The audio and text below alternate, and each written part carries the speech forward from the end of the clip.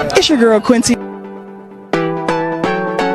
We are here with Salt and Pepper. How has Gail made you? Don't get me crying. And we are here live at the SAG Awards.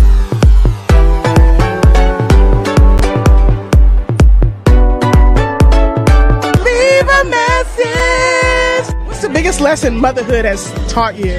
To be honest. Studio I'm the Q in the studio. All right, cutie.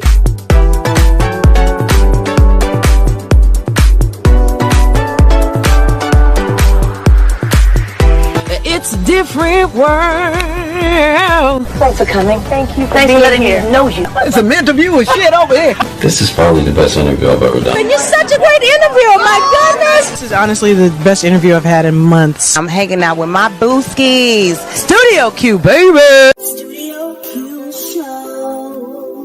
Now you know. Hey everybody, it's take two with my man Don B. Welch. We've had technical difficulties you just would not even believe, but you know, he's not a quitter and neither am I. So I created a whole nother broadcast that went to hell. And this is the third broadcast I've created because we're going to do this thing. We're going to figure it out. Don is in the green room. Hopefully he don't freeze. I don't freeze.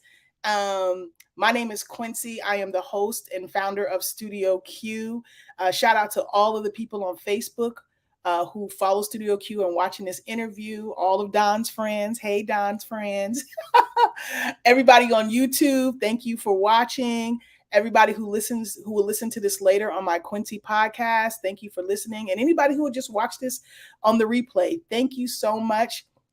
Thank you for bearing with us. Hopefully you'll come back and watch this, those who were here earlier when we had technical difficulties.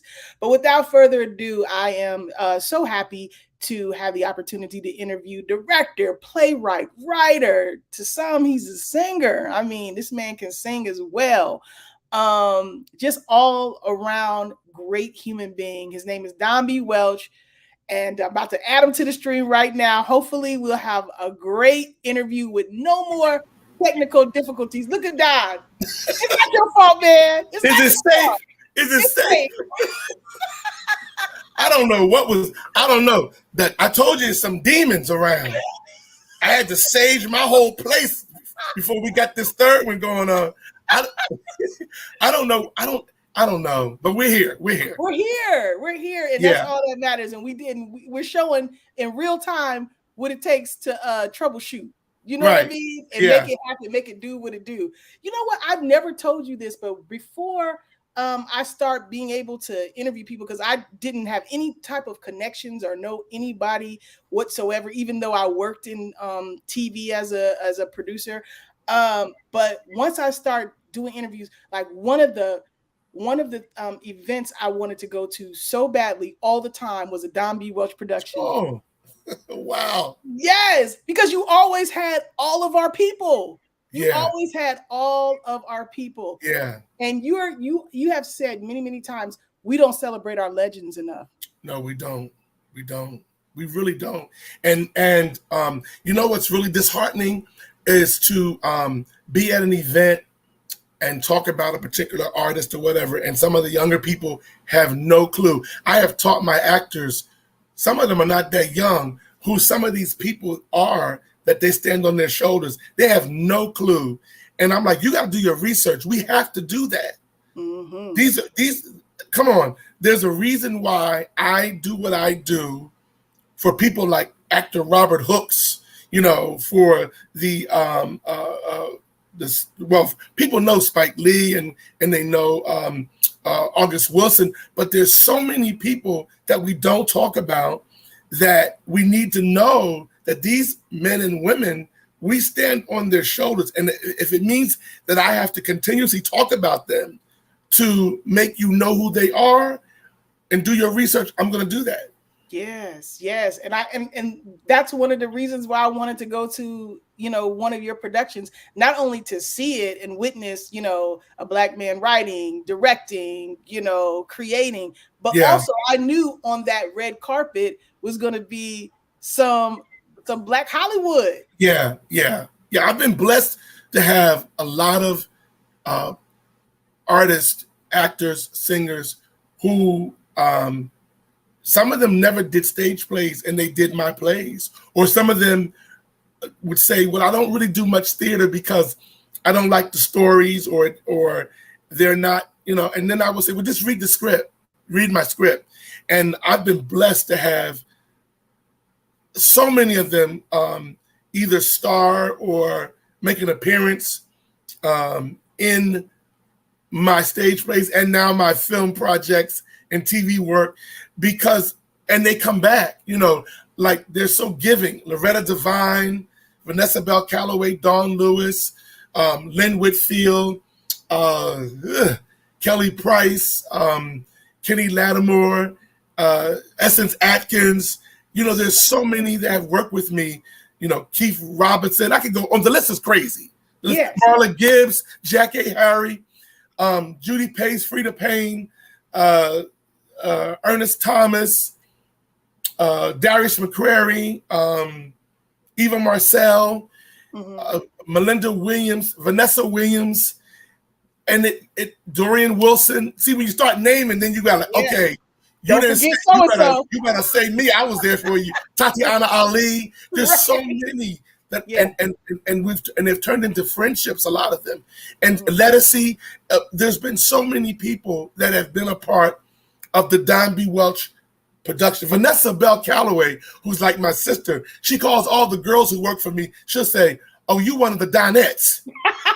So she's in a new series coming out that she was filming in Atlanta, and two of my girls were on set with her, and she said, "Oh, I got some Donettes up here with me." So that makes me feel really good that that people that you also, because I'm fans of their work as well, and to have them want to be a part of what I'm doing and tell me things like your stories say a lot, and then you have the Lamar Ruckers and the Christian Keys. All of them have at one point, and then there's some of them.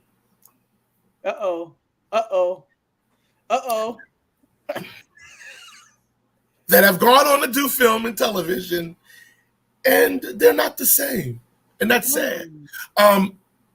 When you say not the same, well, what do you mean? Well, yeah.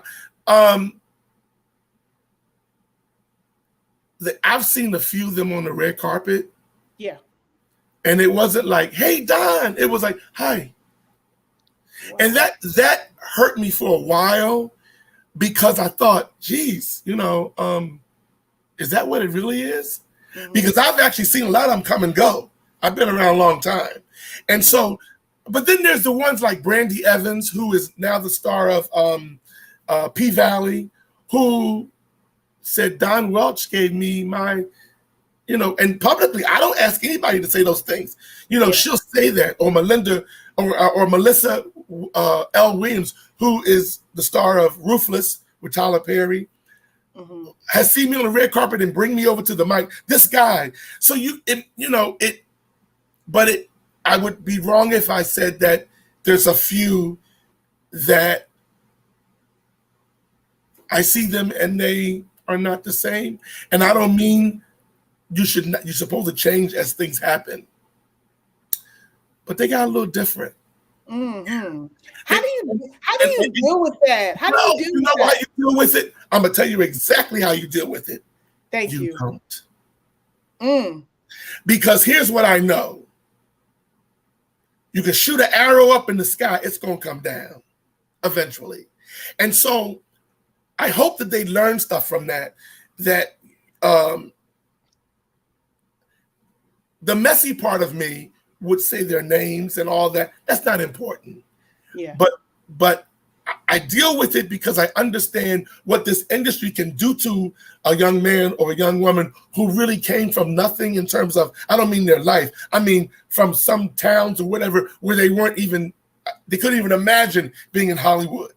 And you give them an opportunity because of their talent, and baby, they get a taste of that, and you hear from them sometimes and sometimes you don't. And it's okay, because when you're doing it from your heart and you want to see them grow, you hope that what happens is that they don't wake up too late to realize that it's always somebody else's turn.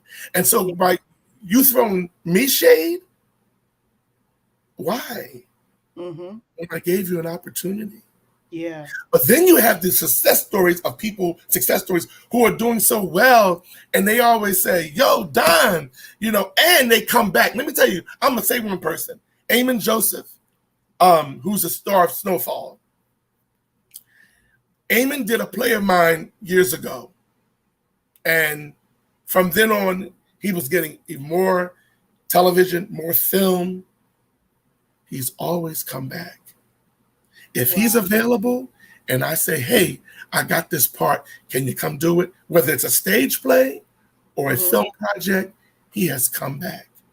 Well, I just saw an interview with Viola Davis and Sam Jackson interviewing each other, and they talked about acting, being an actor, not so much being famous and everything. So they would do the big movies, but as you see, come back and do the plays because it's about the craft. It's about the craft. And also, as far as I'm concerned, the best actors come from theater. As far as I'm concerned. Because you can't beat that. And I don't want to seem like that there's sour grapes. No. I am so happy for these kids. I really am. I wish some of them would spend their money differently because they think that they're going to always get that check. Yeah. And it doesn't happen that way. But you see them and they're buying this and they're doing it. And I'm thinking to myself, but are you putting something aside? Yeah. I've been able to survive this game for 30 years. Wow. And it hasn't been easy all the time, but I never lived above my means. Yeah. And I never tried to keep up with the Joneses. Mm-hmm. I tried to keep up with myself and do what works for me. But I'm so happy every time. Loretta Devine actually sent me an email one day last year, and she said, Don, you should be so proud because I'm on so many sets, whether it's film or television, and it's always one of these actors says, oh, Mr. Devine, I did a play with Don Welch, and you were in it, or Mr. Devine, I worked with Don. And she says, you should be proud. She said, because she was to see that. And it does make me feel good, because old school, we know how this business really is. Sometimes these younger ones, they get that instant quick fame because they're not coming here to be actors. They're coming here to be movie stars. Yeah. And you realize one day when you wake up that star ain't as bright as you thought it was. Because now they've gone on to somebody else. And so I just sit back and watch. My grandmother used to always say, sit back and just rock a while. I don't have to name names of people who've thrown shade and all that. It's not important. It doesn't affect my life. I just hope you wake up one day and realize that there are people who've helped you get where you are. And you can't forget that. I love that. Well, I spoke to I was on vacation, but when she's 79 years young, I'm going to interview Color Purple. Margaret Avery. Margaret Avery, yes. Yeah. And a little piece of our conversation I wanted to ask you about, because she said she went to see all of the plays for The Color Purple and, loved them all. And she's like, it's nothing like theater, because when you see them on opening night, they get to work that thing out, and it maturates by the end by closing. So can you talk about being a director and going to rehearsal and getting your cast ready for opening night and the evolution that happens to the end, that performance is well oiled in a way that it wasn't night one, because it's theater. And you get to work on it every single night. First of all, I love the whole process of it. I'm not the easiest person, because I'll be like, Quencie, you don't know your lines? Why? She knows her lines, Quencie. How come you don't know yours? I'm that kind of director, right? But I love the whole process. And for me as a director and a writer, there's nothing like sitting in the audience on opening night and hearing and seeing the feedback. Or the feelings. You're wondering if there's a particular scene that you think you want it to hit pretty hard, are they going to get it? You know, and then when they get it, you're like, you know, it's like sometimes we rehearse so much that you can over rehearse. And I've done this several times. I'll get ready. We'll be the week of the show. And if I'm not liking something a particular night, I'm like, okay, go home. And they're like, what? I'm like, oh, no, I'm going home. Tomorrow we open. See ya. And I leave because I know that they're going to work it out. It's going to be great. And we're going to move on because you have to take, because theater is different than working in television and film, which I've done that as well. You can't say cut, restart. Oh, excuse me, I got to do that over again. No, you got to go. Yes. And so either you stand there with egg on your face, or you find a way to get out of it. And that's why, to me, some of the best actors really come from theater, because you cannot, and the audience is right here. And they're watching your every move and seeing everything and hearing, and you've got to deliver. Yeah. So it's a wonderful feeling. Sometimes at rehearsal, I get so hyped up that the rehearsal was so well. I'm like, yo, the show can't even be as good as this, you know? Yeah. I love it. I love it. I love it. It, you know, and I am moving more into television and film, but I will never leave live theater because it is a passion. It's you can't beat it. Can't beat it. That feeling in that room, in that theater of live, a story coming alive, your words coming alive on stage, you hearing the instant reaction, whether it's good, bad, from the audience, you can't beat it. Yeah. It's a high. It's a high that you cannot, I can't even describe unless you go through it. Nice. And do the actors, do they, when they evolve to the last night, like if you have several nights, do you see it get better? Do you see them? Yes, you do. And sometimes it gets worse. And I'll tell you what I mean by that. Sometimes we've run for a couple of weeks and an actor will get to the point where they're like, oh, I know this. I can do this with my eyes closed. And they forget that every night and every performance is like the first time. It's a difference. And you can't go in there with like clockwork because every audience gives you a different feeling. And you've got to, and I'll say to them, you weren't completely on last night. What do you mean? Well, I don't know. Your levels weren't there. And it's because a lot of times they've known the part so well that they stop growing in it. When you stop growing in it, get out of it. Get out of theater. Get out of it. Gotcha. Wow. Well, you have moved into television and film, and I definitely want to talk about the groundbreaking Baby Girl short film that has won so many awards. Can you talk about the process of making it, and then like how it has evolved to win all these awards and where it's going? Well, actually, during the pandemic, I was blessed to be able to have a project for All Black that we filmed called Love on a Two-Way Street. And so I was, but when that was over, which was the end of 2020, going into 2021, I went through a depression sort of because I wasn't allowed to do live theater. Excuse me. Everything was closed down and I didn't know what was next. Like I literally thought, oh, this will go over in a few months, or, nobody knew that 2.5 years later, we'd still be dealing with remnants of that. So for me, I was laying in the bed a lot and I was down and I didn't know. And I kept saying to God, like, what am I supposed to learn from this? What's going on? And God put it on my heart and said, listen, you've always talked about turning this Baby Girl script into a screenplay and doing it as a film. Do it. Yeah. And I was like, okay, I guess. And I started working on it and we filmed it. I wrote it in May and June of 2021. We filmed it July 30th, 31st, August 1st, 3 days. And I put it out there. And I knew that God said to me, I don't know what God's plan was for baby girl, but I'm gonna show the picture while you're talking. Keep talking. Yeah, but I knew it was going to be grand.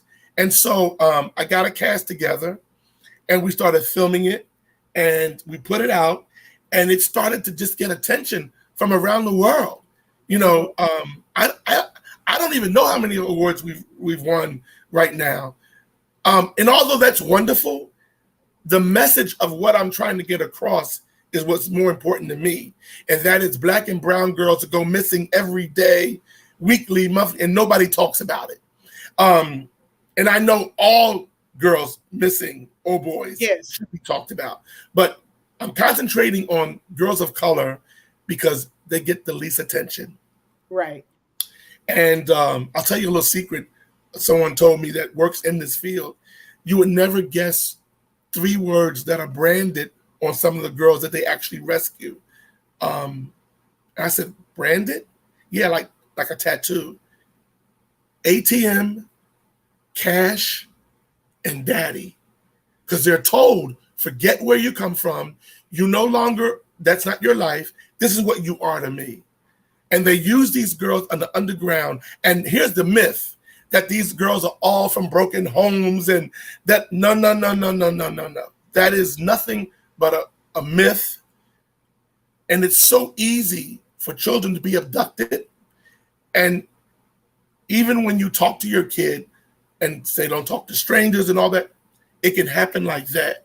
So when I did Baby Girl, I knew it was going to be difficult because I knew we were going to be talking about a very sensitive subject that I not only had to talk about, but I had to show.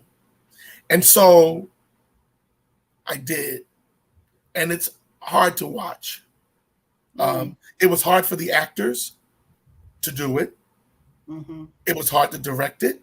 It was hard to watch it in the theater of people when everybody was uncomfortable, not knowing what to do, want to escape and get out of there, but couldn't leave. But it's exactly what I was going for. Because if we don't talk about it and we don't show what's happening, then the lid is never taken off of the jar. And so when the awards come in, like yesterday we won Poland, we won Rome, Italy, Sweden. Wait a minute, check this out. Before the war, we won Best Short Film in Moscow, Russia. And I said, well, I'm not coming over there. So y'all kill me nothing. You're going to have me over there. But, But I mean, there's been so many in the United States. People have been embracing it. Mm-hmm. And here's the thing. I was very nervous because I knew I'd be under a microscope for this subject matter and topic. And and I knew there would be victims and people who work in this field every day. Yeah. I didn't want them thinking, well, what do you know about this? So I did my homework, of course, and I decided to make the film based on one young girl's story. Yes, let me show the yeah. And who is this the actor that plays Baby Girl? The actress name is Tanika Benjamin Lopez, and she was wonderful in it. There were a couple of scenes that was very difficult for her, as well as the actor that was playing opposite her.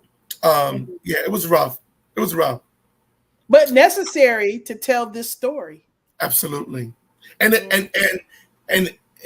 we're not done yet. Like, there's so much more that's going to happen. I was blessed to be able to have it optioned and sold to a network as it is as a short. But there's so much more to be done with that. And I'm really happy with it. My next topic I'm dealing with is going to really be another tough one. It's called Just Do It. And it deals with a 15-year-old African-American boy who is being cyberbullied in school and brought into like a suicide pact of doing it live on the internet, which happens. That happens. Yeah. It definitely happens. And then after that, I'm getting light. Please do. But these are things that you do not for awards, but for awareness. If you get an award, which we have, I won Las Vegas Film Festival. It's wonderful. Thank you. Yeah. But beyond that, what's happening? So it may start with an A like award, but I deal with the awareness of what I'm trying to bring. Yeah, that's awesome, Don. I mean, what is it like for you to work? Because you do your own thing. You didn't wrote, directed, created. So what is it like when you take that hat off and go direct other people's scripts, like for Watch All Black? Like, well, now the All Black project I did last year was mine. The one I just finished. I'm talking about this one. Well, first of all, I gotta give it to him. You just came back from DC. Wait, I was in Cannes first. I left Cannes. No. I was in DC for a month. And the last night that I was filming my scene, my episode, I think I finished at 7:45. And they had to rush me to the airport because they had a flight at 10:40 to Nice, France. But it was crazy. But here's the difference. You have to know your place. Meaning, you may be the director. You may have ideas, but it's not your work. And you have to respect the writers and what they're trying to put across. So it was my first time being put in a position to direct something that was not mine. So there was a couple times I was like, this ain't it. But I had to be cool because I'm like, yo, hold up. First of all, Don Welch, you don't know everything about directing TV. You're learning. It was, and I owe a lot to my little brother, who is an awesome brother and a man. You got to interview him. Brett Dismuke. He runs All Black, and he runs WeTV. That's all under the AMC umbrella. And he has believed in me for a long time. I always say there's two people literally in this industry who can kind of green light stuff, who believed in me and my talent and what I was doing. Now a lot of people believe in me, but I mean people that can actually do something.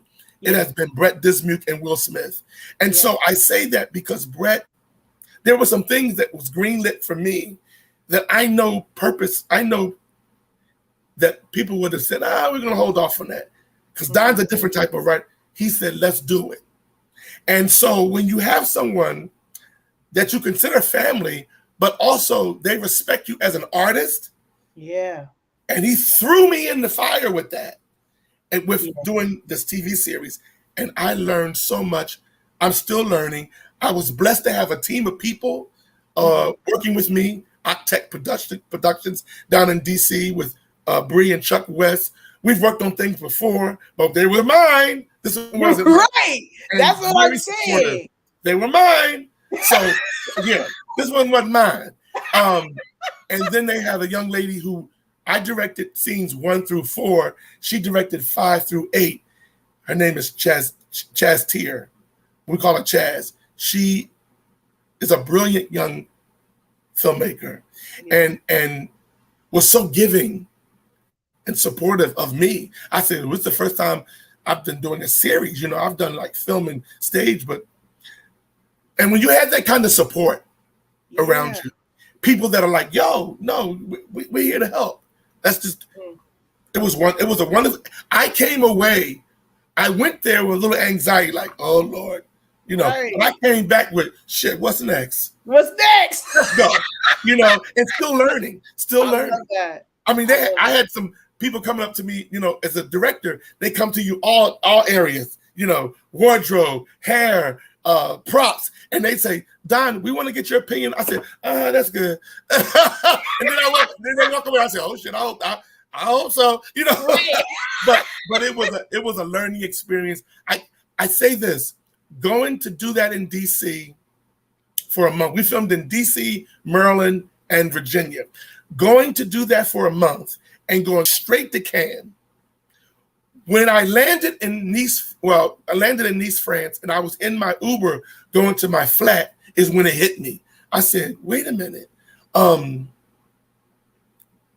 you wrote and directed this film, and you are in France at the Cannes Film Festival, and you're the closing film for Diversity in Cannes. And I said, that ain't nobody but God and my mother and my grandmother, who are my guardian angels, saying, do what you got to do. Yes, that ain't nobody but them angels up there. Yeah. They probably had something to do with this finally working too. Yeah. My mom was like, wait a minute now. Wait, look, Quencie I got a picture. Look, I got a beautiful picture. I got a beautiful picture of your mom. I love that picture. What has life been like without her? I know she's beautiful up there on she's up there though. She's still with you. I love this picture. I love it. Thank you. I'm so sorry. My deepest condolences, because she's your best friend. You talk to her all the time, but she's still here. Her presence is here. What would she think of what you just described? Leaving DC to fly to Nice, France in an Uber to your flat. Well, I'll tell you this. It has been the greatest loss of my life. But I said this at her funeral. If God said to me, Don, you were so good to your mom that I'm going to give you 5 more minutes to say whatever you want to say to her, I would respectfully say to God, God, can I use my 5 minutes to hug her because we said everything? So I don't, and when I get emotional, it's really tears of joy and gratitude and remembrance and love, because she loved my brother and myself. Like, I mean, she put her kids before anything. And one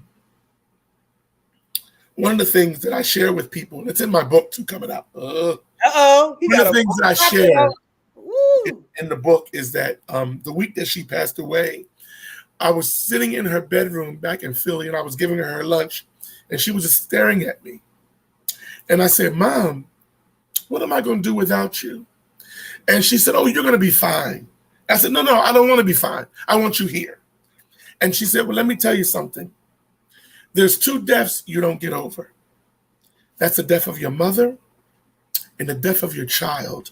And I've lost both, and I'm still standing, and so will you. So I think of those things. And I think of the things that she says to me, like she said to me that week. The Lord blesses you so much because you're so good to your mother. So realizing the circle of life and knowing how that is, you get through it. Realizing that she wasn't in any pain when she was alive. And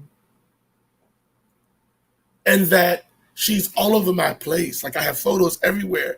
And I got to be honest, when I went home a couple of times and I didn't see, my brother didn't have a lot of photos, and I was almost offended. Like, where's mommy? But then I had to realize something. Hold up. Doesn't mean he didn't love my mother any more or less than me. People have a different way of grieving. Yes. And you have to respect that. Amen. For me, she's around me all the time, every day. But everybody can't. My brother deals with that. Yeah. How my brother deals, that's his way. And there's no expiration date on grief. And people sometimes think there is. There isn't. So you go on. You go on. It is a circle of life, and you go on, but you don't forget. So seeing that photo might have teared me up, but it also makes me feel so wonderful. You know what I mean? So she would be like, I was getting ready to get involved with a business situation one time in the last year or so. And my mother put a stop to that. All I know is that she put her hand, she said, that ain't going, leave that alone. And I remember thinking to myself, well, that's a whole lot of money. She was like, leave that alone. And I left it alone. And my God, was the best thing for me to do. Really? So you felt her presence guiding you. Yeah, every day. But that was strong. That was very strong. She was like, My mom didn't curse. But I heard her say this, leave that shit alone. And she didn't even curse. That's probably how I was hearing it.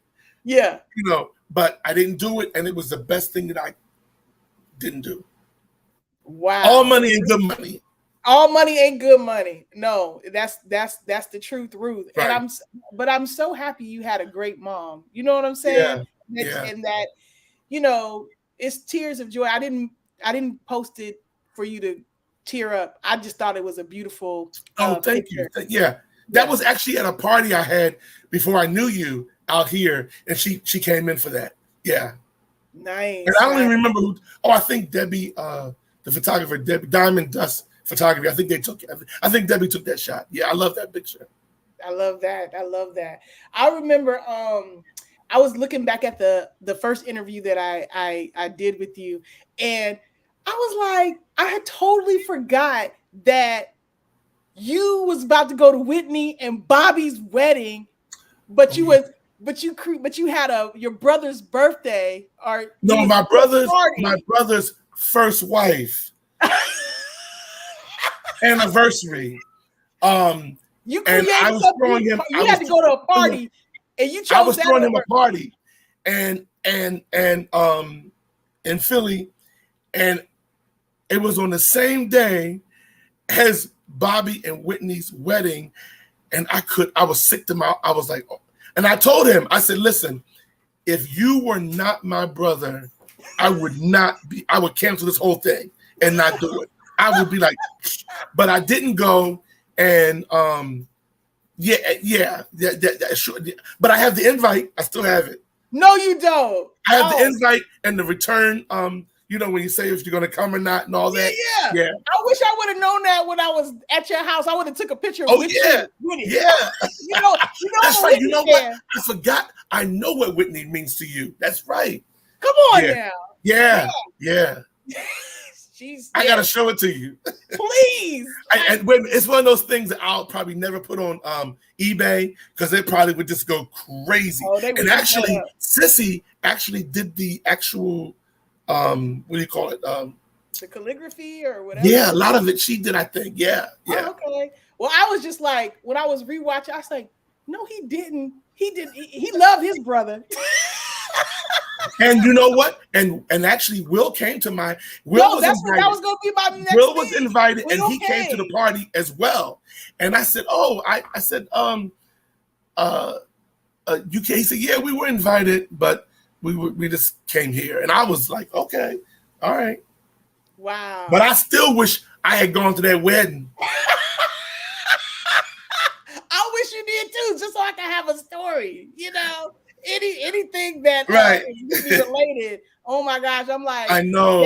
Yes. You see that picture right there? That's yes. I got something that I know you would love. I don't know if I had it when you were here or not. I got a lot of stuff about Whitney, but I think maybe you saw it, that I actually bid. I spent so much money. It was ridiculous. I bid on this. I think you, wait, did you see it? I don't know. How many years ago were you here? It's been a while. It was, they did a signing, all of the women from Waiting to Exhale, where they actually sat down and did signings. Yeah. And I have a DVD of the movie Waiting to Exhale with it, the movie is in, and all of them signed it. No way. With a Sharpie. And I remember bidding, I don't know who I was, because when you do these silent auctions, you don't know who you're going against, and it kept going up, and I was like, should I really want that? And then I was like, I told the person that was bidding, I told the person that was bidding for me, I said, all right, we're gonna do one more. And they did one more. And this person, I don't know who they were, they went another level, and I said, I can't do it. And something said, okay, and then they said, going once, going twice, and I have it. Oh my gosh. Yes. You gotta take a picture of that and send that to me. Yeah, I will do that. That and I don't know if the invite. The invite is in the storage, but it's in. I collect Black memorabilia, so there's a lot of stuff that I have. Oh yeah, I have it. I'll send it to you. Please, because I run a Whitney page. I have a For the Love of Whitney, because remember I did a fan documentary. I have it. You gave me a copy. Yep, and I think that so many people still would like to have that, but I know what's up. I know what's up. It's on YouTube, everybody. Y'all can go watch it. Okay. but what Don got is rare and yes, from the I beginning. have one. Yep. Yes, I'm so glad I gave you one. Yay! Hold up. No, he don't. Look, y'all. Look. No, he don't. No, he don't got the whole Whitney. I was about to look at this. Wait. Look at this. Wow. For the Love of Whitney. Yes. I have my own. I am so happy I gave you one, Don. Yep. Yes. I'm so happy you gave it to me too. Yes. I'm put it back up, Don, real quick. Okay. Wait. Damn! Yes! I can't be in the presence of Don B. Welch and never had done a production. There you go. Well, you mentioned Will Smith a couple of times. He's very much a part of your story. So can you just talk about his role in King Richard, how dope that was, how he won, and how ain't nobody canceling Will Smith, regardless of what happened at the Oscars. Like, that's our guy. He's one of the biggest movie stars. You know what I mean? We all fall short of the glory. So can you just give us your Will Smith love? Because you loved him from the beginning. Well, when I moved to LA, it was because of him, actually. He said, whenever you want to move more into areas, film, television, or whatever, I got you. And people tell you that, but he really did. And I've been out here 22 years, and I know for the first maybe 15 years, he was a lifeline. And his dad, who has passed away, was very much in my corner. The entire family, actually. But this man's heart, I've witnessed him doing things for people around the world that you would never even know that he did. His heart, very big, very giving, never wanting anything back in return. I remember just getting him to support me and doing things. He would often just say,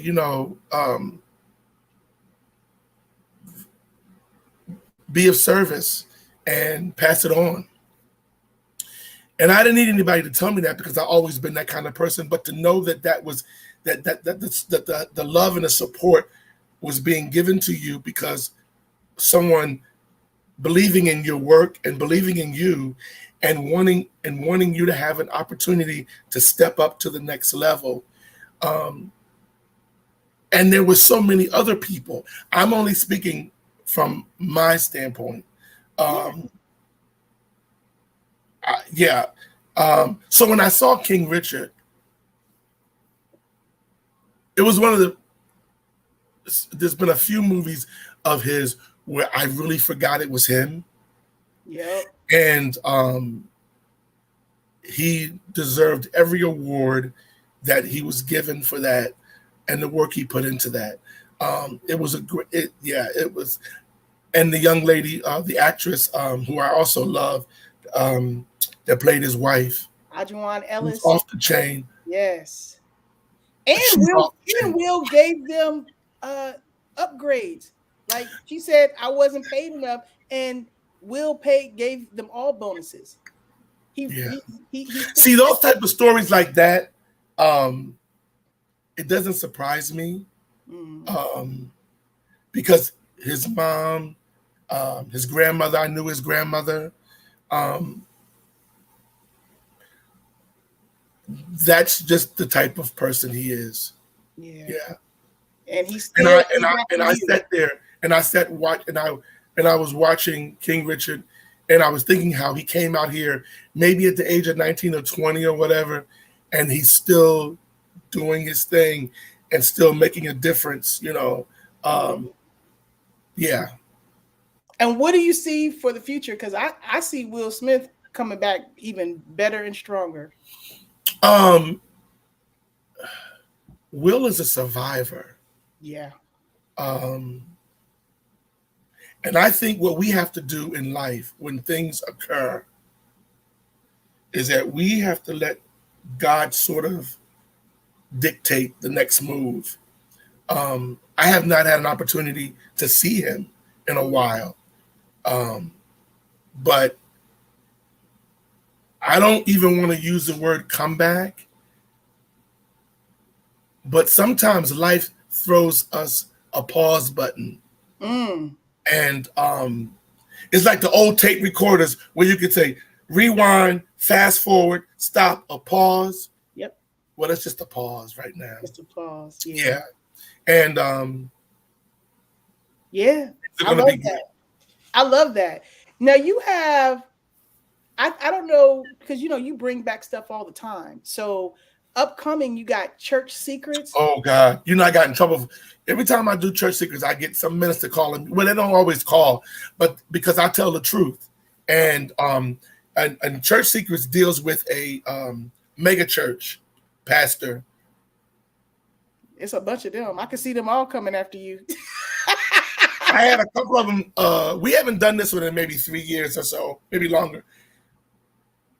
Said, young man, I'd like to talk to you. I said, well, wait a minute, hold on a minute. If you had a problem with Church Secrets, it might be because you're looking at yourself. See, one thing about it is, you're not my pastor, so don't think you can talk to me. I had one man tell me, one pastor of this church, that I think they brought one of the play there or something, and was upset before the show started. And I said, listen, and he was talking to me, talking down, whatever. And I said, well, wait a minute, hold up a minute. I think you forgot something.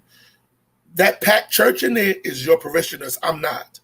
And I can tell everybody in this play to get back on that bus, that tour bus, and we can go home. And he said, well, we've paid you. And I said, and I will write you that check. Now, do we leave or do we stay and do the show? And we stayed and did the show. Because my thing is, don't do that to me. I'm talking about one particular pastor in this play. If you want to, if you are upset about what I'm saying that this one character did, you better look in the mirror, because the mirror is truth serum. I always say this. Teddy Pendergrass had a song years ago. It was a fast song. It was, you can't hide from yourself. Everywhere you go, there you are. There you are. There you are. I didn't know that Teddy Pendergrass had a song. I remember talking to Jennifer Lewis, and she was like, wherever you go, there you are. Her therapist told her Jennifer that. Lewis. I love her, right? Yeah, you gotta. Yeah. So it's like it's a comedy, but it's also some serious stuff going on in this. And it's the first time I've been back on stage in 2.5 years. The pandemic. Yeah. The pandemic. And so, but I'm glad and I'm blessed that I had other things I could do, Yeah. Writing and directing and producing other stuff. And it's also about helping I've actually produced other people's work, like several other writers, that didn't have an opportunity to get out there to put their stuff out there. I'm like, let's do it. Let's just do it. Because you know what? You have to pass it on because somebody helped you. Mm-hmm. The unfortunate part about it is my mom used to always say to me, and she never called me Don, she called me Donald. And she said, Donald, you can't save the world. Because every time I would try to say, well, let's try to work that out. Let's do it, Yeah. And sometimes you find yourself doing that and you end up the short end of the stick. Yeah. Have you had that short end of the stick a lot? And what have you learned from that? Not a lot, but I've had some people who have done some things to me that I feel bad for them for that. My mom would have said to you if she were alive, Quencie, if it takes Donald 20 years to get you back, he's gonna get you back. I'm no longer that way because I realize whatever I'm gonna do to you or could do to you can't match what God gonna do to you. Right. So I'm just gonna do as my grandmother say, sit back and rock a while. Yeah. And here's the thing. The unfortunate part about that is sometimes you have to let people go that you actually do love. And that is hard.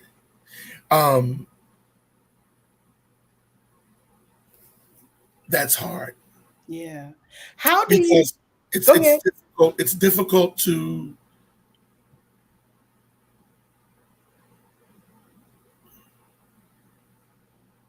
let go. And as you get older, there's love there.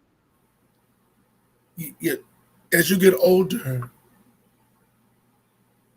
you see things a little differently. And I tell you, the loss of your mother,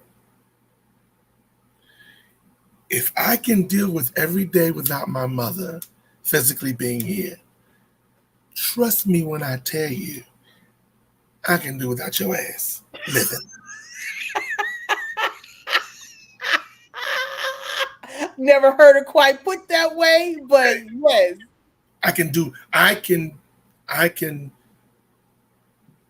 do life without you. Yeah. And what's funny about people, sometimes they say, well, what did I do? I don't know what I've done. You do. You know. And if I got to tell you, then it may not be that nice. So what I need you to do is spend some time and think about that. And then we can have a conversation. Because we all make mistakes in life, and we all, nobody's perfect. But if there's one thing about me, I'm a loyal friend. Yeah. To the bitter end. And it can be hurtful when there's people that you really do love. And you think to yourself, wow, you just don't even know what you're doing to this relationship. And I don't wish nobody any harm. Because my grandmother used to always say this too. If you dig a ditch for somebody to fall into, you better dig two because you're going to need one for yourself. So I don't wish harm on anyone. The people that have hurt me, they have to deal with that. And sometimes people just got to miss out on Don B. Welch. They just got to miss out on him. Yeah. And you know what? Okay, that's true. But here's the part that I will admit. Sometimes I miss them so much. Oh. But life goes on. People are leaving here every day. So I'm not going to put too much energy in feeling bad about losing you or letting you go. Because a couple of years ago, I got ill and I was dealing with something that could have really, possibly, it could have been really bad. And I promised God that if he saw me through that I would change a lot of things. I would work out more. I would exercise more. I would eat differently. And I have. Yeah. I have. Because I look great. You don't even know how old I am. I look great.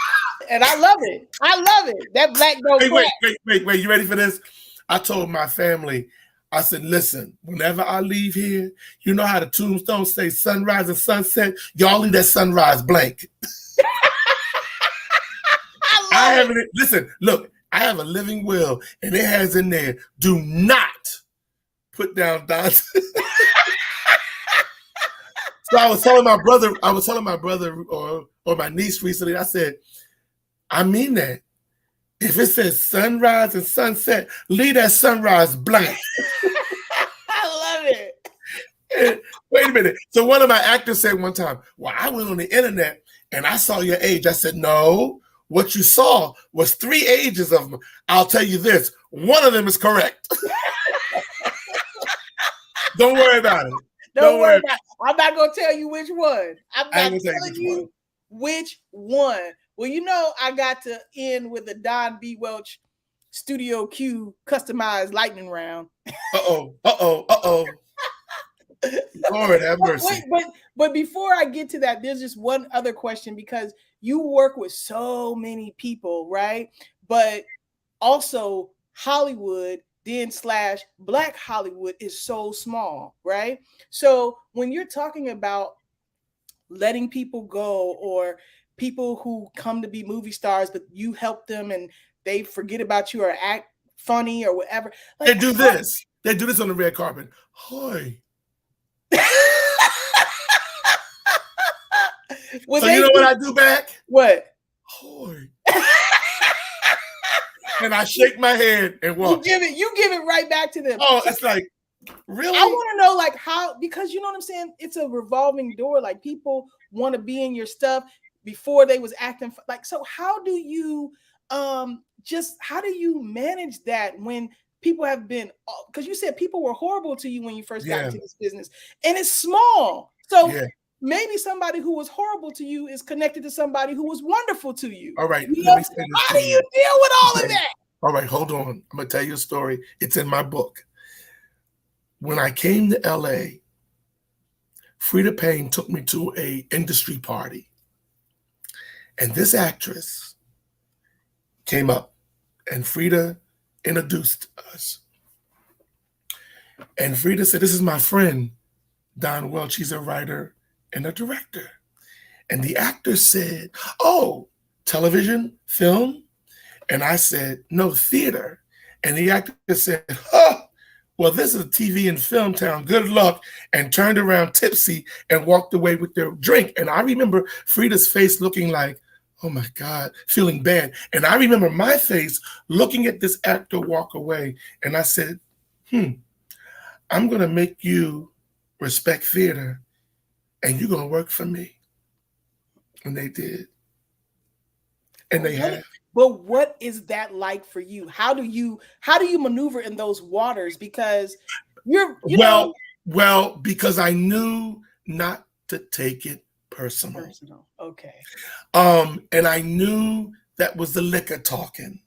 Okay. And I also knew nobody knew who I was out here. Mm-hmm. But I didn't walk away saying, ha ha ha, now look at, no, I just said, hey, we good. We even some of the younger ones now who have threw a little shade. I'm really so happy that they're doing really well. I really am. And I feel like they'll understand one day. Mm-hmm. That this is a very small town and that the opportunities, although there are a lot of opportunities right now for actors and writers of color, that you've got to treat people the way you want to be treated. And at the end of the day, when karma comes to your house, he or she doesn't knock and ask, can they come in? You look up and they're right there. Mm. So how are you going to deal with that is up to you. But then there are people like Loretta Devine, like Vanessa Bell Calloway and the Dawn Lewises and Eamon Josephs and, the King Latimores, people, and some of the younger ones too, that are working now on, some of them have been able to buy homes and cars, and they'll grab me on the red carpet. And if they're doing an interview, they'll say, oh my God, this guy here, Don Welch, he did it.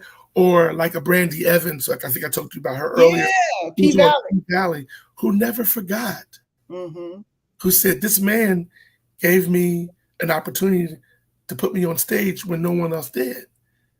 So that outweighs it. That outweighs. She don't owe me. Listen, none of them owe me anything. Mm-hmm. But when you hear them and you're happy for them, yeah, you're able to be like, okay with it. It doesn't make me, when people do that, it can make you do one or two things. It can make you get bitter and say, well, that's it. I ain't helping nobody else. Or it can make you say, like, you're not changing me. Yeah. I'm still going to help and do things. I love it. I love it. I just wanted to know because it's so small. Like you end up seeing people so quickly again who treat you. And so for somebody who has to deal with groups of people, Black Hollywood, Black media, behind the scenes, in front of the scenes, I just wanted to know how you coped with that. But it sounds like the positive of what you've of the seeds and the people outweigh that. Yeah, and it's like I don't know who told me this story, but it's like they said, picture this. There's a woman or a man who works at a grocery store as a cashier, and they're just nasty. Just a nasty person about life, just nasty and miserable, treats everybody wrong. All of a sudden they hit the Powerball and they are a multimillionaire. They still nasty. Mm. They just got money and nasty. Mm-hmm. Doesn't make them any better. So I don't want to be that person. Mm-hmm. And I don't want to stop helping somebody because of what someone may have said to me or did to me. Loretta Devine, I'll quote her. We were talking about something one day, and I don't know who we were talking about. I said, that bitch is crazy, or something like that. And Loretta said, I said, she's a little off. And Loretta said, but aren't we all a little?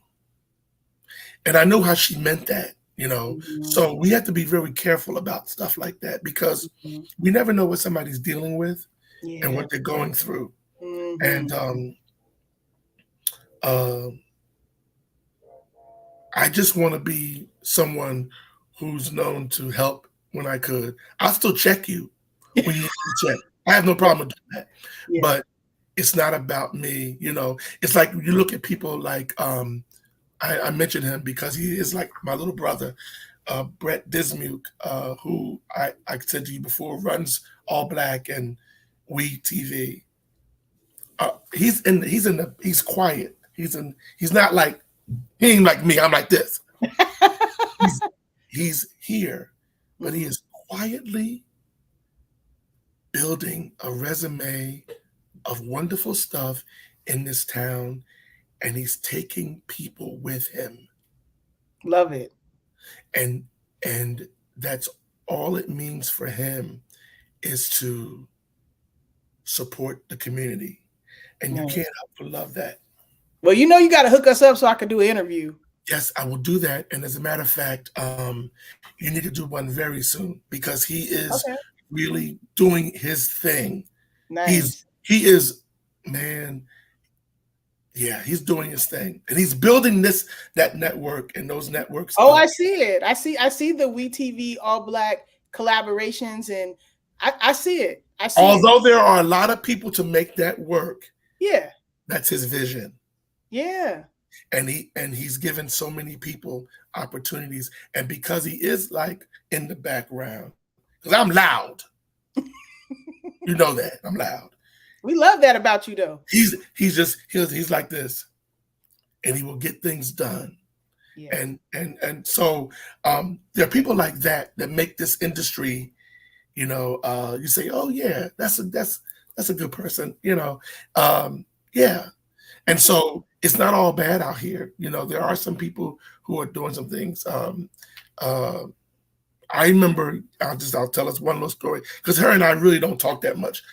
But I remember years ago, I asked Niecy Nash to go to lunch with me because I had a project I wanted her to be involved with. And we went to lunch and we were sitting, I can remember exactly, I remember it was in Sherman Oaks at the restaurant. Your favorite breakfast spot? No, that's Studio City. Oh, this okay. was a lunch place in Sherman Oaks. Whoa, you got another spot. Okay. Yeah. We were sitting there and I started to tell her, you know, hey, I do this, I do that. And I work with this person, that person. And then I said, I know we haven't worked together before. So I feel free to contact this person that I named off. And she stopped me and she said, hold up. She said, number one, most of the people that you've mentioned, I already know. And she said, no, I've never heard anything negative about your name in terms of working with you. So I don't need to talk to nobody about nothing. If we're going to do this, we're going to do this. And so I never forgot that, you know, and we don't even really, we never work together still. And I see her every blue moon, but to know you have that kind of reputation. Same thing with Essence Atkins. I remember sitting with Essence and saying, and she said, oh, I'm not worried about that. People would have told me to stay clear of you, you know? And so when you hear that, you're thinking, okay, thank you, God, because I want that to be what people get from me, you know? But honestly, Don, it's just the truth. You know, okay. It's who you are. And, you know, people feel your spirit before you even speak. I know you loud, but your spirit is louder. Loud and wrong. But sometimes. your spirit is louder, and it speaks to people before you. Look, you want to laugh? It's funny, but it's not funny. Uh-oh. But it is funny. When I came back from France, I was at the airport in LAX, and you go through customs, and I was just over it because it was just so many people from all these places, and I just said, "I am an American."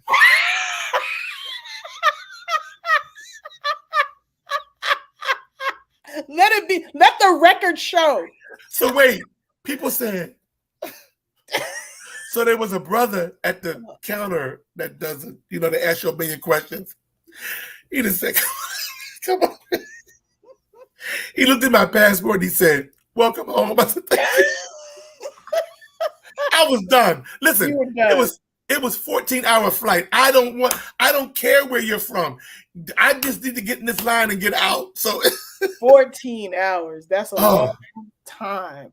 Well, yeah. 11 hours from London to LA, but from Nice to London's 3.5. So you're like this. And that flight from London, I was just like, But guess what? I think I'm going back next year. So come on. So listen. Oh, shout out to Diversity in Cannes. They are doing some wonderful. Yolanda Brinkley, who started it like 12 or 13 years ago over there. You got to interview her too. She is doing so much. She's doing so much of getting our voices heard over there. Love and it. And she speaks French fluently. You know, she has been doing this for 13 years over there. And she's doing a great job. So I want to give her that shout out because I really think that's someone you should be talking to as well because she definitely needs it. I know that Julius and Viola support what she's doing as well. So we got to do that. We got to do that. Yes, we have to. We have to. And listen, I'm all down. I'm all about Black media. That's what interests me most. So yes, anybody you say, I'm like, okay, Don said it. Yeah. Somebody to talk to. So let me get to this ain't gonna be 14 hours. The studio lightning round. Okay. Uh-oh. Okay. Now you know I have no filter, but so go ahead. Listen, that is one of the things that we love about you, Don. You keep acting like it's a negative. It's a positive. Okay. That's all a positive. Top 3 places to eat in LA. Wait a minute. So I can tell you that easy. Okay. I know. So listen. Okay. My favorite restaurant, 5-star, is Boa Steakhouse. Okay. on Sunset. Y'all Right. taking notes? Boa. That's BOA, Boa Restaurant. That's number one. Now it's number one for if you're gonna spend some change and really want that whole I'm in Hollywood, you know, and the food's good. Go to Boa on Sunset. Yeah. But this place I'm getting ready to tell you about now, I just found it out because it's next door to the Grammy Museum, and it's a I saw your Instagram post. Fixin' what? Fixin's Soul Kitchen. Soul Kitchen. Quencie, it's disgraceful how good that food is and how that whole place, man. Delicious. Fixin's number two. Fixin's is number two, y'all. Fixin'. Now, there's several other places, right? But I only want your top three. Boa, Fixin's. So we got a good steak. We got soul food. Yeah. Okay. So my breakfast spot, I have several, but my favorite, I've been going there for years. They also support me in what I'm doing, is Good Neighbor Restaurant in Studio City. Yeah. That's my, because you know what? You know, right. You know what it is also? It's like home. It's like, I've been going so many years, and I, those are the three. Yeah. Yeah. But there's some other. Now I got some people gonna be mad when they see this, right? But I rated them with a 5-star steak, Boa, soul food down at LA Live. Although CeeLo's over in Sherman Oaks, their brother is a chef over there. His food's really good too, soul food. And then Good Neighbor. Yeah. Good Neighbor. I knew Good Neighbor was gonna be on there. Breakfast. I already knew. That's just your spot. That's your spot. Top 3 places to eat in Philly. Oh.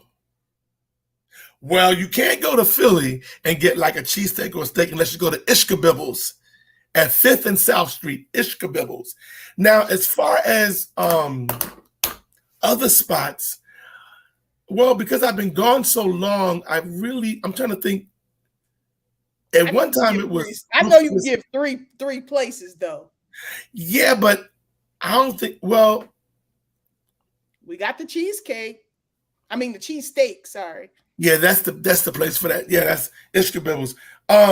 Also, there's a steak house there. Oh, wait. I can't think of the name because it's in the Rittenhouse. It's a steakhouse. Ruth Chris I used to go to, but see, Philly, I haven't been doing too many. Years ago, I had names like the Mushaloo and stuff like that, but then I don't think they're still there anymore. So it would be unfair for me to say outside of Ishkabibbles, the other restaurants that I would love to go. Unless you're talking about places like Fridays and I want hometown. You know. Okay, so when you get ready to go, now we got some spots. Italian That's what I'm talking about. I just don't know the names right now. Oh, Delilah's. Oh, Delilah's soul food. Delilah's and Miss Tootsie's. And Miss Tootsie's. I don't know if Miss Tootsie's is still there or not, but those places, yeah. Well, I'm writing it down like I'm not talking. And Dwight's Barbecue. Dwight's Barbecue. All right.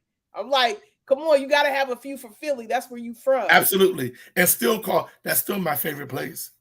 What, Dwight's Barbecue? No, Philly. Or Philly. Okay, guilty pleasure. What's Don B. Welch's guilty pleasure? It could be TV, it could be food, it could be whatever. Okay. I love reading, and I must have over 300 here. Celebrity biographies, autobiographies, and biographies. I've from Frank Sinatra to Superhead. I done read them all. I love it. Gladys Knight, Teddy Pendergrass, Marlon Brando. I just finished reading this. No. Oh, you know, has a really good book out, and I didn't know I was going to like it because I was like, he can be a bit much for me at times. Billy Porter, but his autobiography is so transparent and so true. Like it's like it brought me in, and I'm gonna tell you, This brother, I haven't worked with him. I bought his book and I read it maybe in 2 days. Columbus Short's autobiography. Not only was he extremely transparent, he takes accountability for a lot of things. Oh, wow. Yeah, I loved his book. And that's one of my good reading late at night. I read books all the time. And then I like some ratchet stuff too. Well, I don't really read ratchet, but I like some ratchet. Okay, I don't know if it's ratchet TV. Some of the reality shows I like. I don't know. I got hooked into Atlanta Housewives of Potomac. I love the ID channel with stuff like Snapped, Wives with Knives. That crazy shit like that. I love that stuff like that. Okay. And so those are guilty pleasures like that. Yeah, that's what I was. As far as food, well, going to I love donuts and cake. Going to Randy's Donuts in Inglewood. Oh, the big. You know what? I lived in LA for 16 years and I never had one of those donuts. Listen, if you go get what they call the Texas glaze, it's about as big as a steering wheel. Are you serious? And I'm trying to tell you, it's the truth. It's the truth. So Randy's Donuts really is good. Oh my God. I love their landmark. It's just not a landmark. They really got good donuts. They got good. I went on Facebook and said, it's the pandemic. Anybody that's near Randy's, can y'all bring me some donuts? And wait a minute. And people were saying, oh, Don, I'll bring it up. So Tammy Mack hit me up and said, I'm at work at KGLH. On my way home, I'm going to bring you some Randy's. And she did. Wow. Oh, my God. And I said, well, you're not coming in. I'm going to come out to the car. That COVID was crazy. You took them donuts, though. Yes, I did. Pandemic or not. Okay, so one night only. You only got one night only. For what, though? I'm about to tell you. Mm-hmm. Oh, Lord. What song would you sing with an orchestra at Carnegie Hall? One night only. Easy. And I sang it a lot in my shows, in my live shows. Stevie Wonder's All is Fair in Love. All Love is Fair. That says it all. And for my mom, I Believe in You and Me, because before Whitney did it, it was a hit for the Four Tops. And Levi, really this Levi Stubbs. But yeah, All in Love is Fair, All in Fair is Love, and that, yeah. Nice. You gotta show me some VHS of you performing. I haven't seen Don perform. I'm trying to. Okay, I had some put on DVD recently. Yeah. I have some footage. Ready for this? When the group DeBarge opened for me. I remember. I did an interview with you before, and I was like, you opened for DeBarge. No, they opened for me. No, they opened for you. Let's get that right. You opened for Stephanie Mills. And I actually watched it. I took the tape somewhere and had them put it on DVD, and I was showing to me. They were like, yeah. How come that's not on YouTube, Don? Because you know why? They got to put it on that thing. They're on DVD. Now you got to put them on digital. You can get it digitized. Yeah. You know I'm old school all the way. I know. Listen, I know. Yeah, I got some stuff like that. Yeah, we need to see that. I want to see that. I love that old type of footage and showing. And I'm I got a lot of that stuff. That was back in the day when I was doing all. And just before the pandemic, I was getting together with an orchestra to do a one night here. I think that now I have to. Before I do that, I still want to do it. I got to start strengthening and working on my vocals again, because when you don't use it, you can lose it. Yeah. And it's been a minute since I actually did a show like that, So Yeah. Or you could just be like me and just crash vocals. I do duets with I try to do duets with all the great singers. Like like, oh, you Faith Evans? Let me sing with you. Oh, right.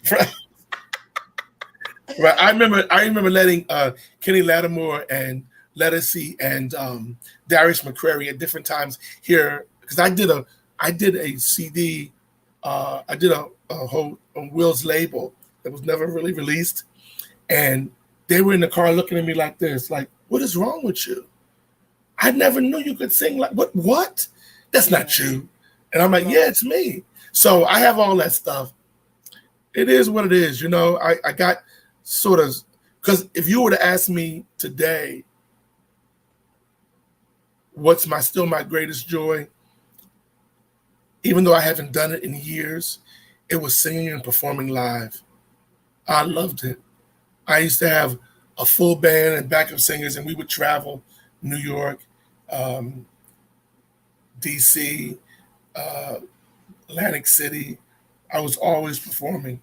And all of these performer friends that you have, from Kelly Price to Lettucey to Kenny Lattimore, like, you know what I'm saying? Y'all need to get in the studio. And people often ask me, literally, like, I have a lot of friends in the industry, and I have a lot of friends that are not in the industry. But I think my two closest, when it comes to brothers, male singers, who are the closest to me, is King Lattimore and Genuine.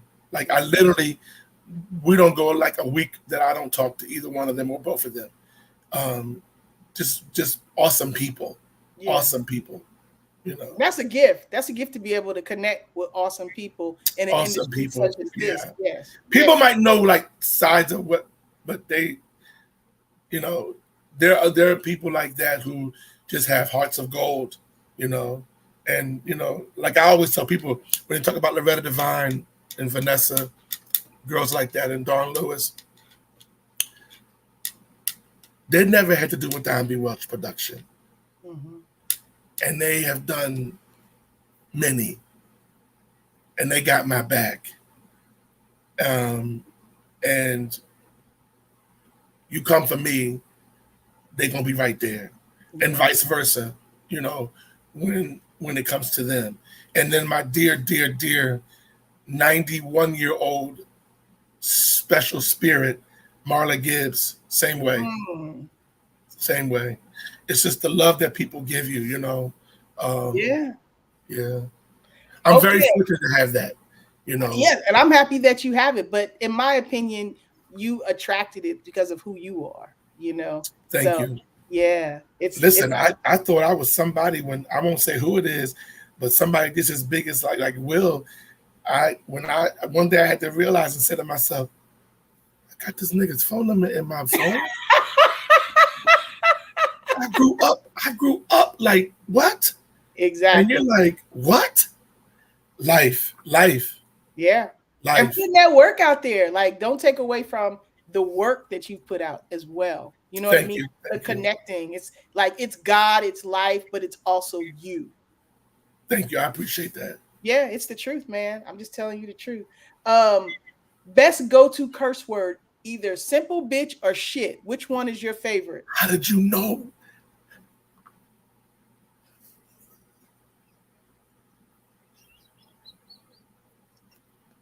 Quencie.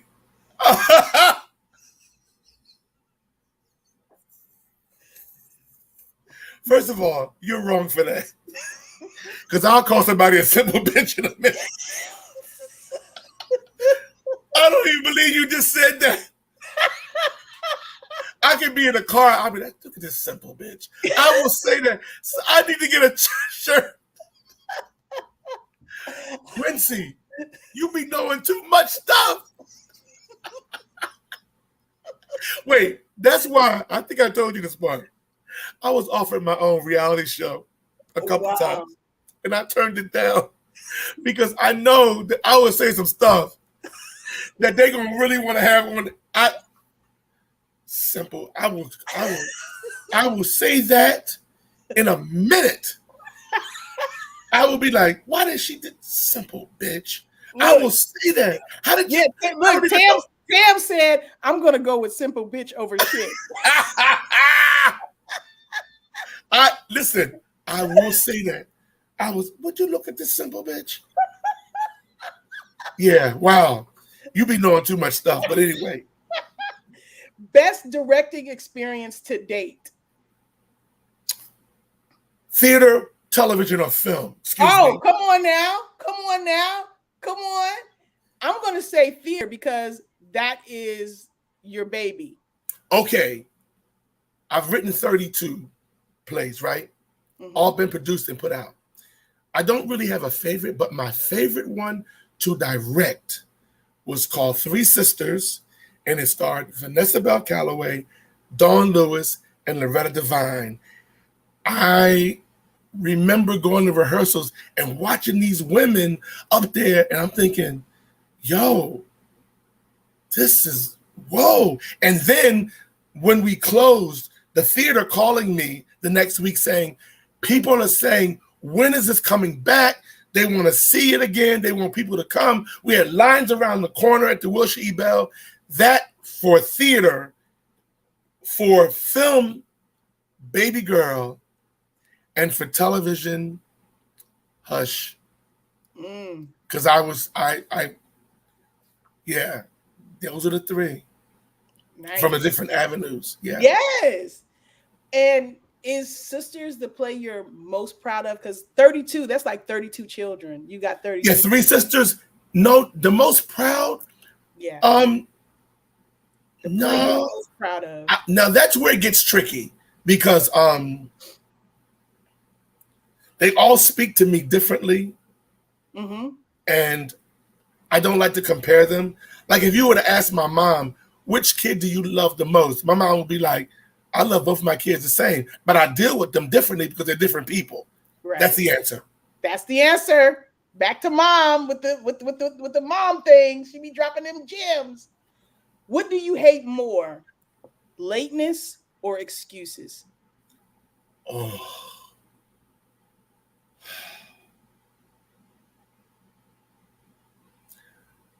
Lateness. I despise lateness. I despise lateness and procrastination. I don't like excuses, but sometimes they're warranted. Lateness,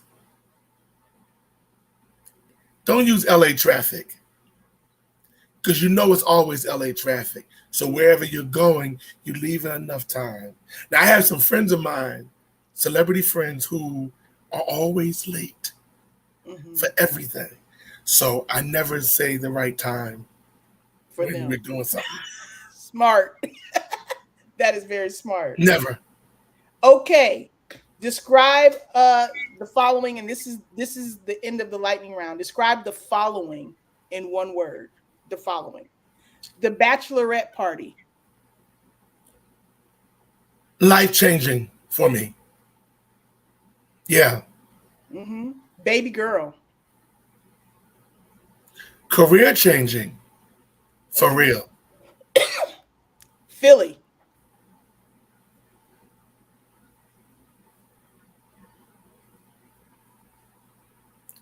You said one word. Mm-hmm. Home. LA.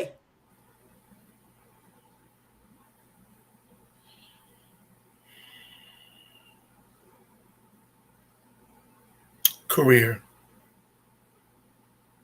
Tammy Mack.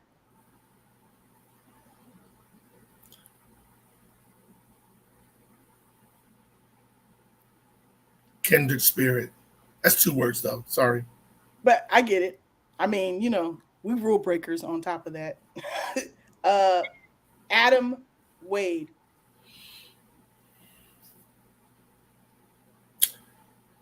Adam Wade. Legendary because of what he opened up in me to make me realize and believe that I could do just what he was doing in writing and directing and producing, that I could do that. Mary Wilson. Heartbroken. My forever dream girl, for real. Heartbroken. Yeah. Rest in peace, Mary Wilson. Kenny Lattimore.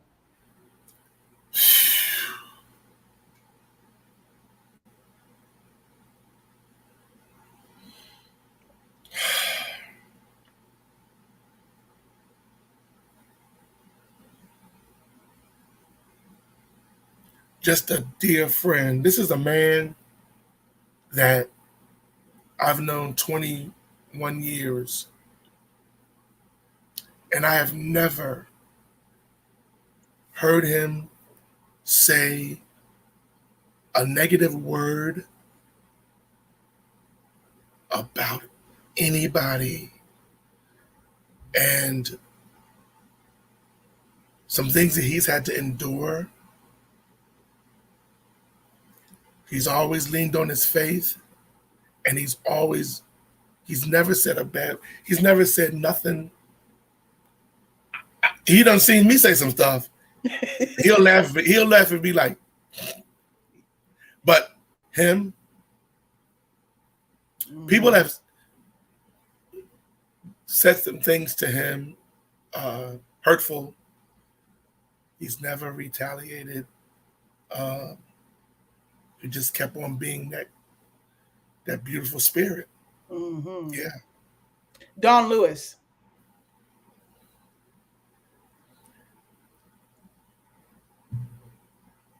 One of my sisters, her and Ananda Lewis and Vanessa Bell Calloway. But Dawn is... Because you wearing a Different World t-shirt right now. You don't even know I got this. First of all, I only got it because I saw her on it too. What? Sister. Marla Gibbs. Oh. Icon. Absolutely. Genuine. Jesus. I think because he doesn't live in LA, people don't know how close we really are. He gives you that image, but his heart, first of all, he's a great friend, and he's an awesome dad, you know. And then he's, as far as I'm concerned, he's definitely one of the kings of R&B. Nice. But he don't take no mess off nobody. Love that. Frida Payne. Oh! Speaking of which, okay, I'll tell you. Legendary. And the final person, Judy Pace. Wow. Judy's one of those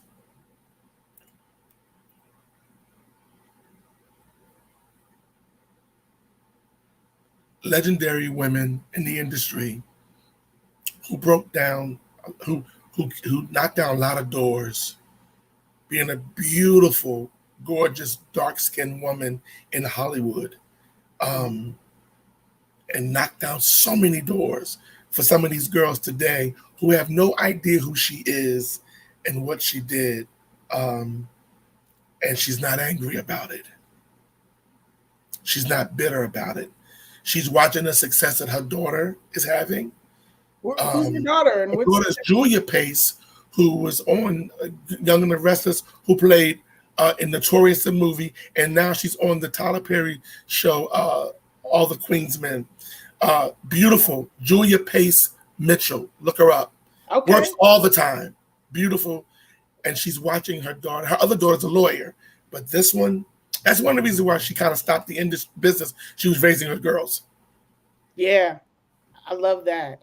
Well, I said that was the final person, but the real final person is Don B. Welch. One word? One word.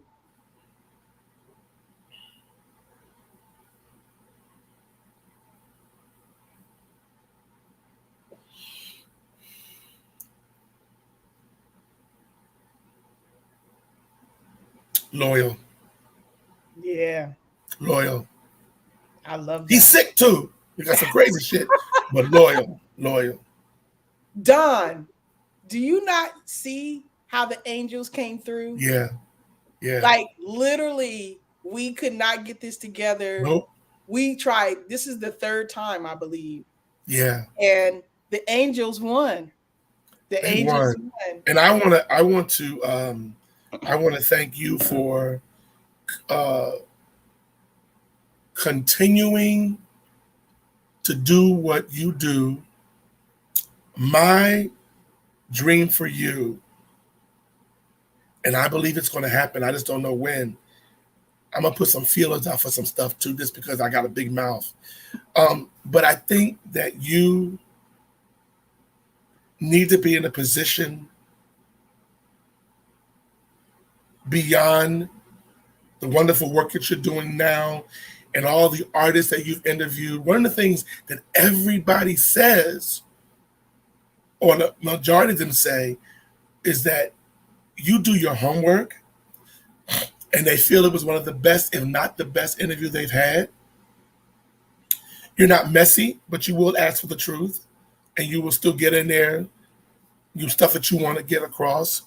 My dream for you and my prayer for you is that God continues to put you in the position of excellence that you're in and takes you to the next level of what you do beyond the internet or even bigger on the internet, because you deserve it.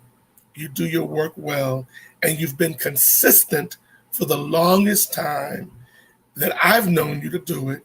You've interviewed some of the biggest people. Whitney was not one of the easiest people to always deal with, and she showed love to you, and she trusted you, and you were new in the game, and that says a lot. That says a lot about you, and God blesses people. No, God continues to bless people like yourself. And so my prayer for you is that he continues to give you the desires of your heart, because you're doing a good thing. And I was pissed when you left LA, but whatever. There's planes, boats, and trains. You'll be back. Right. Thank you so much, Don. You have always been such a bright light and inspiration. You've not only created your own dreams, but like you have given the opportunity to others who look like us to fulfill their dreams. So just by you going after what Don wants, look what you've been able to provide so many other people connected to you. Yeah, thank you. Also because when I was in Philly, going back and forth to auditions and things in New York years ago, and being treated kind of shitty sometimes, I said, Lord, if you ever put me in a position to help others, I'm never going to treat people like this. And you haven't. Be a difference. You haven't. No. You haven't. And that's why, as you said, because obviously you got Jesus's phone number, God has continued to bless you as well. Wait, I got a few people's phone numbers that's under Jesus. Like, they right here. But I'm like, what? No, I know. And what's funny is I had to learn how to put certain people's phone numbers in my phone with codes so that if my phone was ever lost, that you wouldn't know who you're calling. Yeah. Because it would be like, what? Because I don't know if you guys know this, but Stevie Wonder can't see, but he come to Don B. Welch's plays. Okay. Wait a minute. He came to Baby Girl premiere. Wow.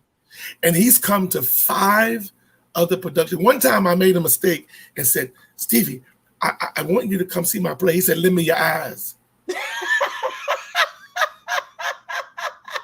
That caught me off. Right. But yeah. That's huge.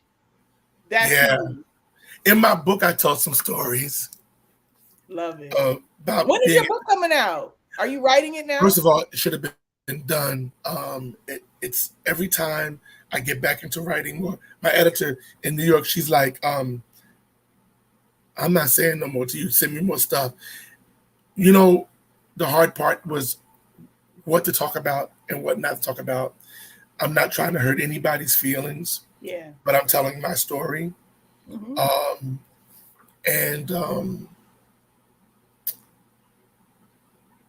Yeah, I think that you got to tell your story before somebody else tries to. I love that. I've had an exciting life, and it's still going, you know. But it hasn't always been the greatest of things. Yeah. I actually, my brother and I were very fortunate that we grew up in a house full of love. Yeah. You know, even before my stepdad got ill and passed away, it was a lot of goodness as well, you know, but my mother and my grandmother being the foundation of that. So yeah, there's a lot that, and that's a hard thing too, is when you're writing your story, you know, and my book is called All Things in Time. And I wanted to get it out before my mom's birthday last year, then this year. When's her birthday? July 9th, which is why I'll actually be in Philly. What's funny is that Kenny Latimer and I, our moms are the same birthday. That's crazy. No way. Yeah. And your mom's a Cancer.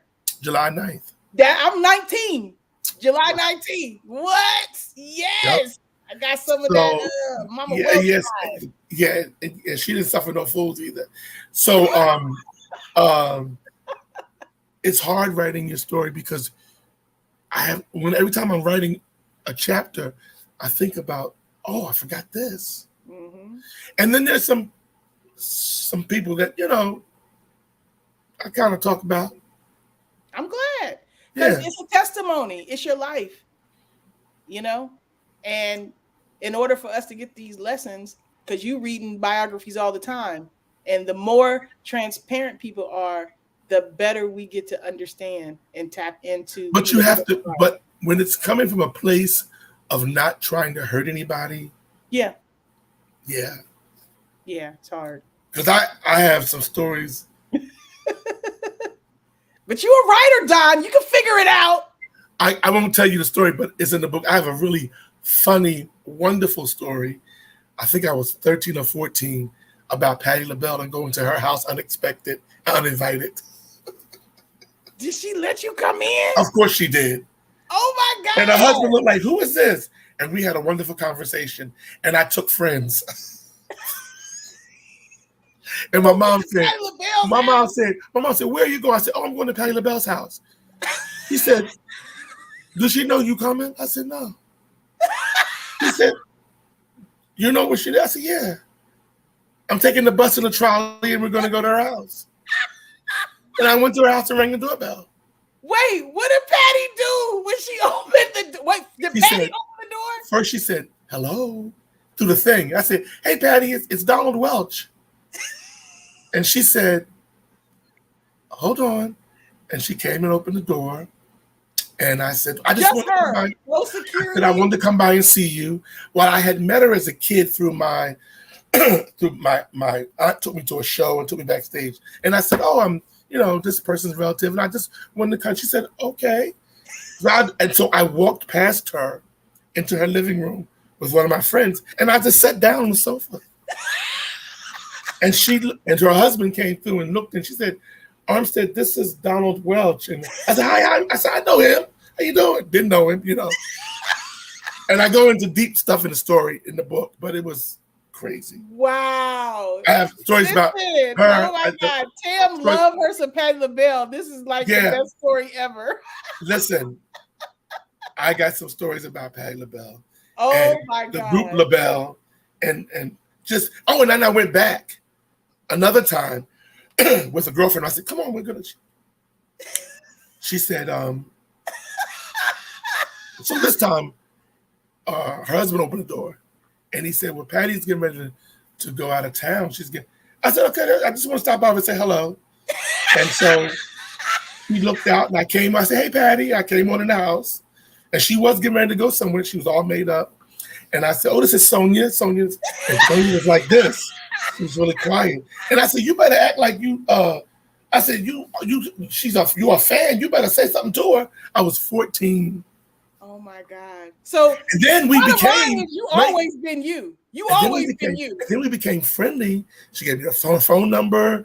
And oh yeah. Then she called me one day out of the blue and said, I need some backup singers to go on the road. You want to come in to audition? And it was, yeah. And I haven't seen her now. You got a Patti LaBelle chapter. I do. Wow. I do. Very few people don't get a chapter. My mom, Will Smith, LaWanda Page, Patti LaBelle. Yeah. Wow. Yeah. Look, yeah. I mean, there's stories like that. Have you seen Patti in the last decade? Does she remember any of this?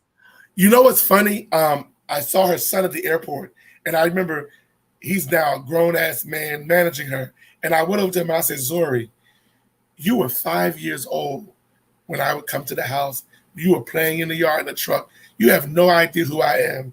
But tell your mama that you. I haven't seen her now. And what I was really upset about was on Mother's Day this year, she was in LA with Gladys Knight and Stephanie Mills. And I was going to go to the show and try to go back because I love all three of them. But I was in DC with the. Yeah, I got stories about her. Directing, yeah. Grace Jones story, Smokey Robinson. The Grace Jones story is going to really take you out. What?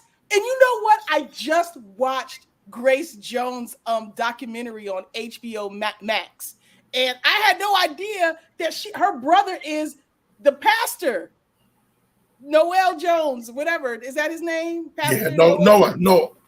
Noah Jones. Yeah. No.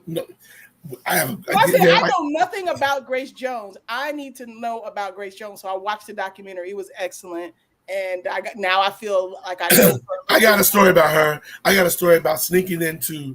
I was really not supposed to be in there. I told my mom and them I was at a friend's. I took a train in New York.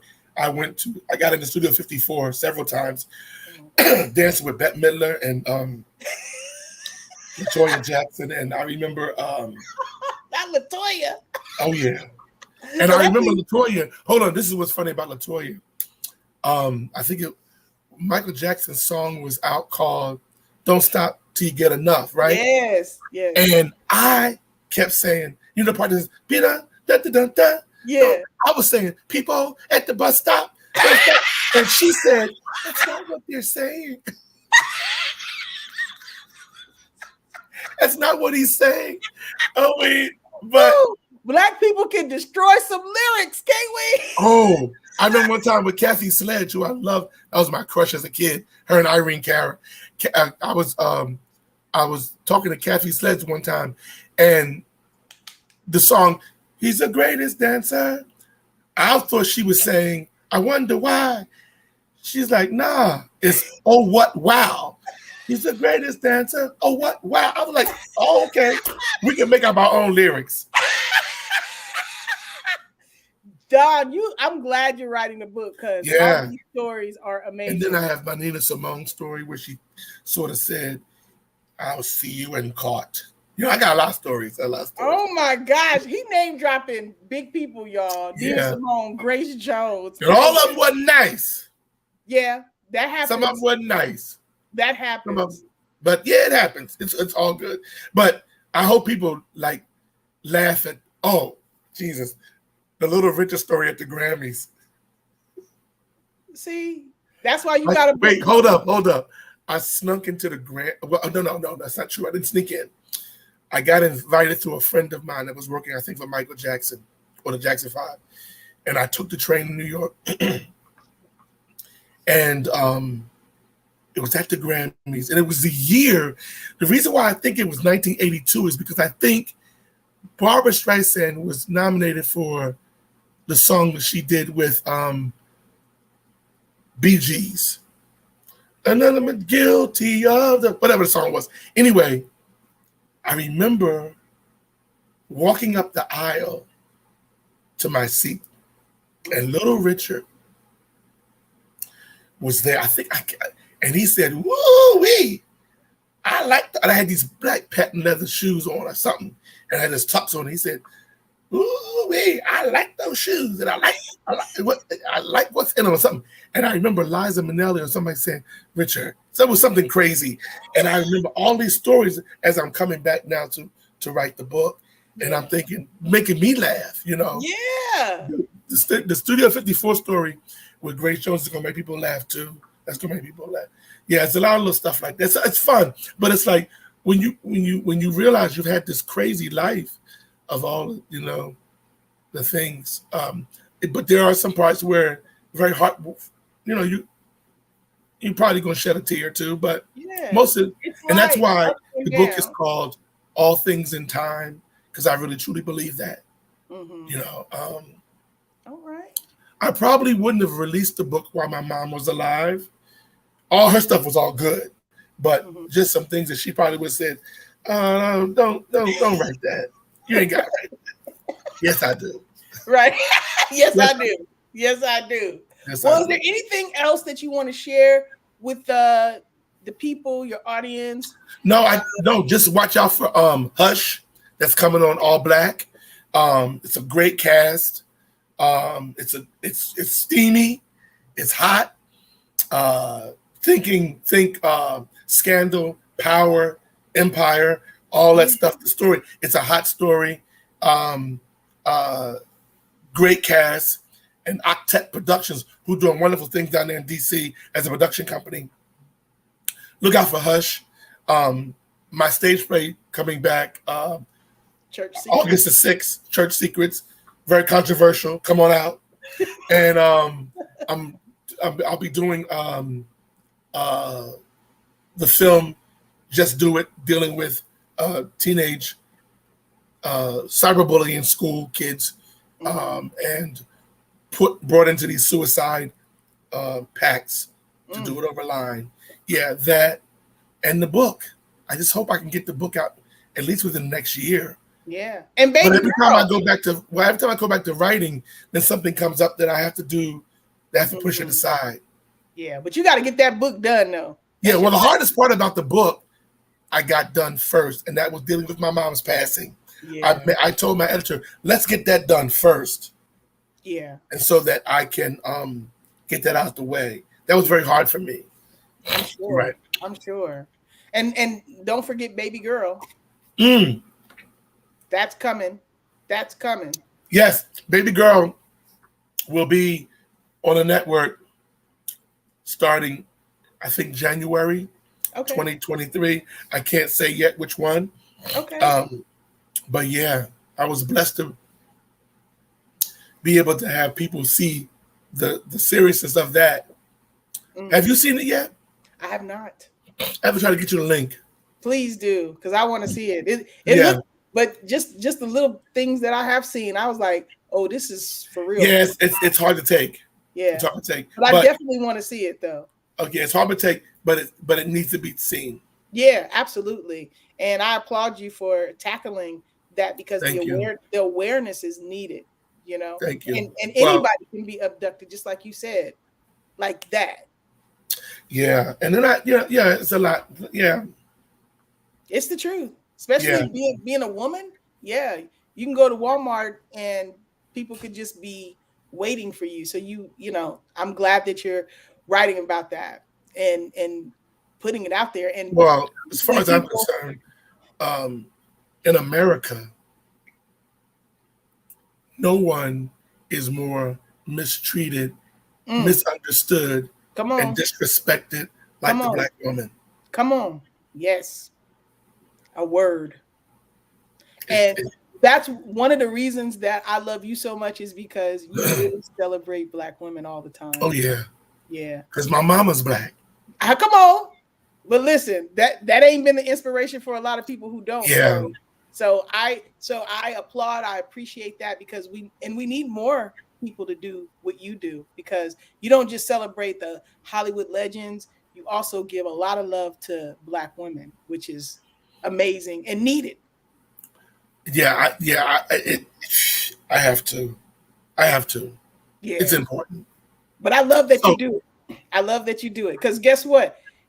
Might not be a choice for you, because that's no, he didn't. He brought it back out. No, we're on it. can't believe Don got it. Don got it. You know what? You know what I hope? I just hope, because I heard that Clive they're doing the story. I just hope that her life story is handled with care and love and truth and celebration. I'm reading a book by a guy who wrote for her. It's called For the Love of Whitney. And it's all, he said, I'm not dealing with the negative stuff. Are you talking about Garrett Kennedy? I think I did an interview with him. Yeah, I think so. He's dealing more with her music and dealing with her as an artist. Mm-hmm. So if you're kind of like looking for the dirt, it ain't the book for you. Yeah. I think it's called Didn't We Almost Have It All? Something like that. Yeah. I just started reading that. But I just want her story to be handled correctly. Yeah. We're just gonna have to see, you know. And then there's some people that are involved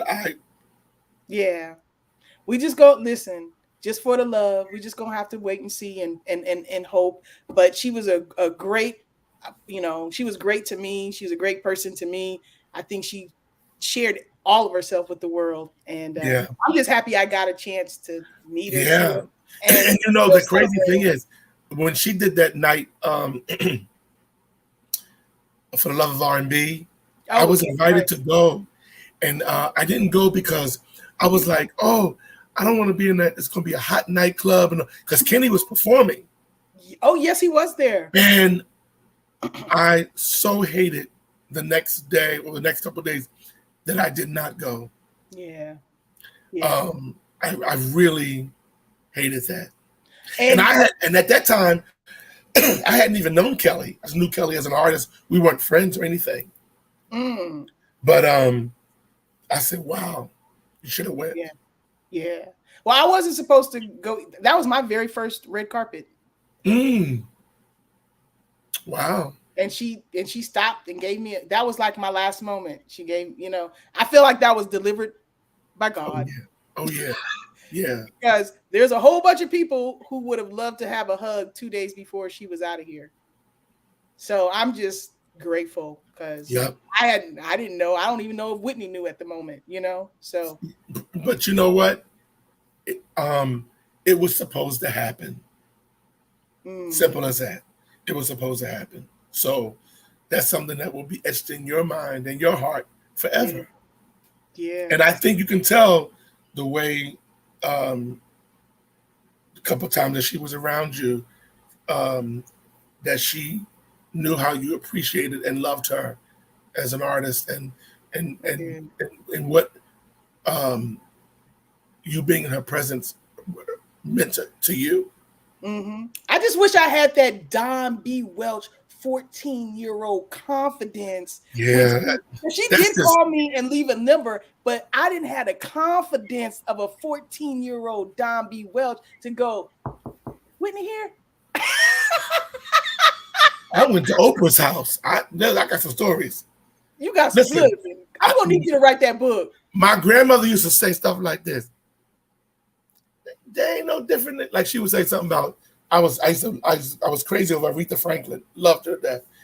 And my girl, I said, don't you understand, mama? She said, I don't see all that. She's a woman like me. She puts a dress on, she puts a dress, pants on. She puts a dress on just over her head like me, or she step in it. Like it was stuff like that. But I was always that kid. Yeah, I love that. That was like, oh no, that's so-and-so. I remember going to seeing Diana Ross at a club, at a place on Valley Forge. And I told my aunt, oh, we're going to go backstage. She said, what? I said, oh no, we're going to go back. We're going to go back. So I went out, the concert went on the back, and she was Diana Ross, but I didn't care. It was still Diana Ross. I've done some crazy things. That's what I'm saying. See, listen. I think you have to do opportunities. You have to grab the opportunities. Yeah, you do. You do. I mean, because when I think back down, I'm like, nigga, you got on a bus and a train and you went up to Patti LaBelle's house and rang her doorbell like y'all friends and you know her and you went in there and sat down and asked her, oh, can I have something to drink? Some water, please?